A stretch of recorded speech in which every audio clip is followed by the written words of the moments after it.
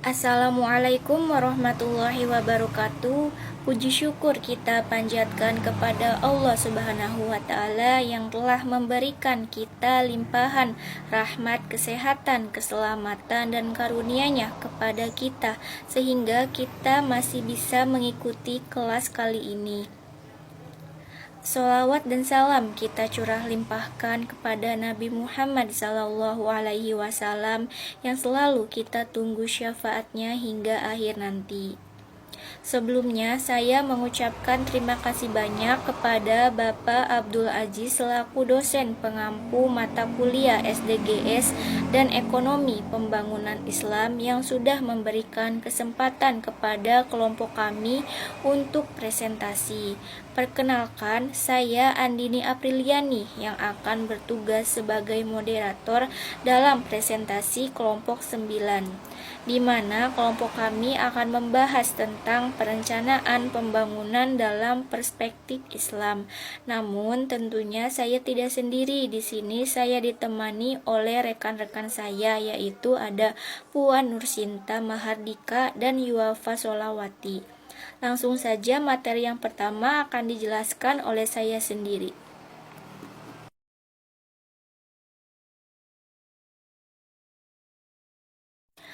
Orientasi pembangunan dalam Islam.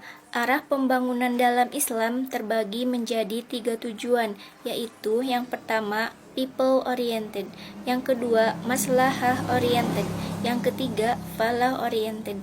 Masing-masing arah tersebut dijelaskan sebagai berikut. Yang pertama itu ada people oriented. Orientasi pertama dari ekonomi pembangunan Islam adalah pembangunan yang berbasiskan pada kepentingan manusia. Dalam proses pembangunan dilakukan oleh manusia dan ditujukan untuk kebaikan manusia itu sendiri. Dalam bahasa lain, manusia berperilaku sebagai subjek dan objek sekaligus. Pembangunan infrastruktur yang baik dapat diartikan sebagai pembangunan infrastruktur yang berorientasi untuk kebaikan manusia. Selanjutnya, dengan model pembangunan berdasarkan maqasid syariah secara jelas mengindikasikan bahwa tujuan dari syariah sekaligus juga tujuan pembangunan dalam Islam berpusat pada manusia.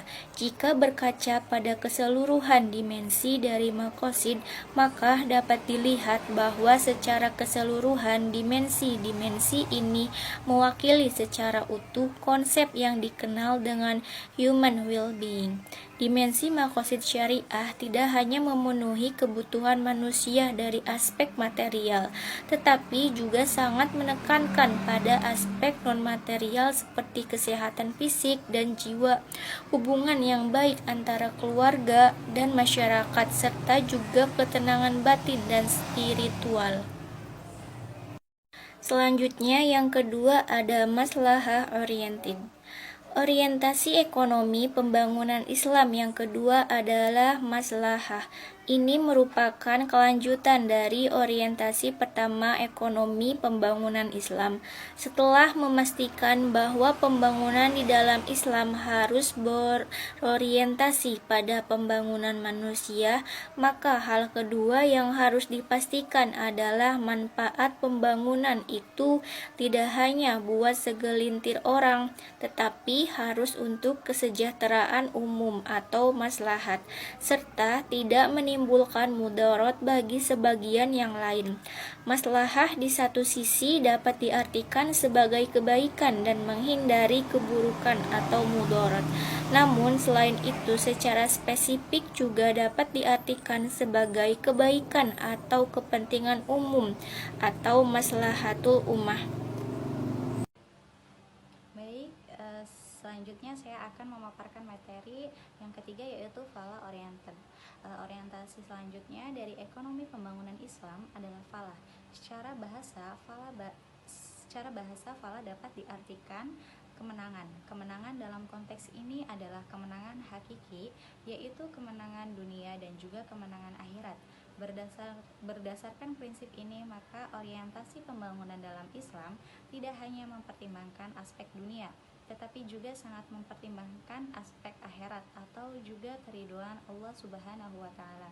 Orientasi pembangunan tidak boleh sekedar kebermanfaatan buat manusia, melainkan harus sesuai dengan kaidah syariat. Orientasi falah mendorong proses pembangunan yang mendukung prinsip sustainable development dan environmental friendly development. Pada dasarnya dalam Islam, kaidah pembangunan bukan hanya mengenai berkelanjutan pembangunan dalam konteks duniawi, tetapi juga konteks ukhrawi. Etika yang dibentuk dalam proses pembangunan bukan etika kebaikan universal semata, melainkan juga etika dalam nilai-nilai agama.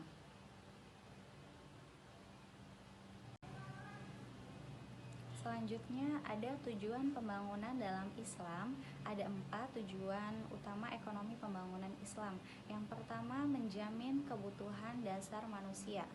Sama halnya dengan objektif pembangunan secara umum, tujuan pembangunan ekonomi Islam yang pertama juga untuk menjamin terpenuhinya kebutuhan dasar manusia. Sebagaimana diketahui, semua manusia memiliki kebutuhan dasar untuk bertahan hidup. Hal ini mengindikasikan bahwa proses pembangunan di dalam Islam harus ditujukan untuk menjamin ketersediaan kebutuhan ini bagi seluruh kalangan masyarakat. Dan yang kedua, meningkatkan kapasitas dan martabat manusia. Tujuan kedua dari ekonomi Islam adalah meningkatkan kapabilitas dan martabat manusia. Jika tujuan pertama adalah pemenuhan kebutuhan dasar, maka dalam konteks ini, tujuan ekonomi pembangunan Islam adalah meningkatkan kapabilitas dan martabat manusia. Dalam paradigma ekonomi Islam, pemenuhan kebutuhan dasar tidak boleh dilakukan secara berlebihan. Tujuan kedua ekonomi pembangunan Islam yang sesuai dengan tujuan maqasid syariah adalah untuk melindungi jiwa dan akal. Tujuan ekonomi pembangunan Islam selanjutnya yaitu menjamin keberlangsungan kehidupan manusia dalam jangka panjang.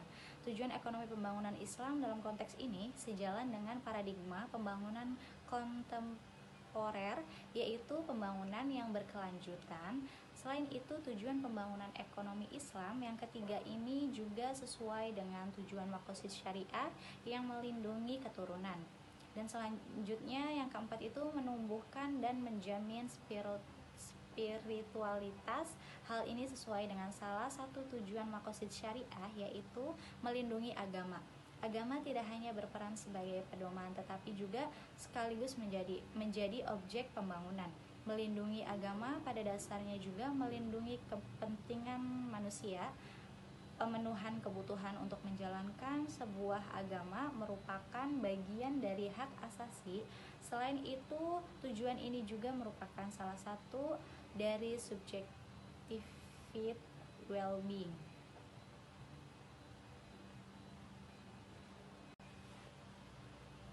Baik, materi selanjutnya yaitu ruang lingkup pembangunan dalam Islam. Ruang lingkup pembangunan dalam Islam terbagi atas 3 aspek utama yang dapat dijadikan sebagai tolak ukur, yaitu yang pertama objek pembangunan, yang kedua ilmu pengetahuan yang mendasari, dan yang ketiga indikator dari berjalannya sebuah proses pembangunan. Objek pembangunan menurut Islam bukan hanya manusia, walaupun manusia tetap sebagai pusat pembangunan, tetapi dalam proses pembangunannya juga harus memperhatikan objek lain, yaitu makhluk hidup lain dan lingkungan. Hal ini telah diungkapkan oleh Umar Kapra dalam model pembangunan berdasarkan maqasid syariah yang bersifat rahmatan lil alamin. Sementara itu, jika dikaji dari aspek ilmu pengetahuan yang melandasinya, ruang lingkup ekonomi pembangunan Islam jauh lebih komprehensif dari sekadar teori ekonomi tradisional maupun ekonomi politik. Baik, selanjutnya akan dipaparkan oleh saudari Puan Nursinti. Baik, kita masuk ke orientasi, tujuan, dan ruang lingkup pembangunan Islam terhadap arah perkembangan paradigma pembangunan terkini. Dari aspek orientasi dapat kita lihat sedari awal mengarah fokus dan objek utamanya pada pembangunan manusia.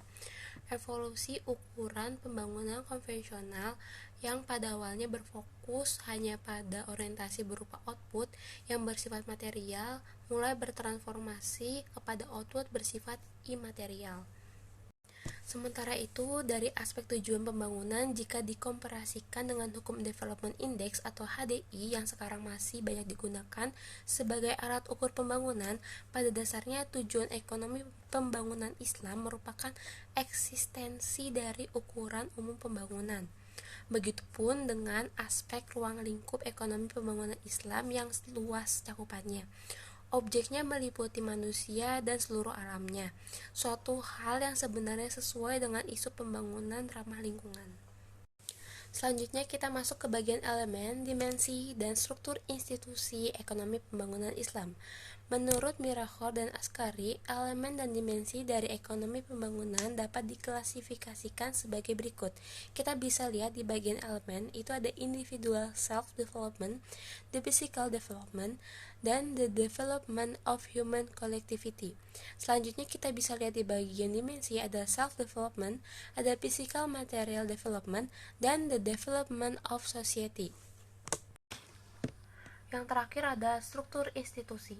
Menurut Ibnu Khaldun, ada 3 institusi utama dalam struktur sistem pembangunan Islam, yaitu pemerintah, masyarakat, dan juga ulama. Ketiga institusi ini harus saling bekerja sama untuk mencapai tujuan pembangunan dalam pengambilan keputusan dan mengintegrasikan institusi dan kepentingan. Islam menganjurkan untuk mengikuti suretik proses sehingga tercipta keselarasan tujuan pembangunan.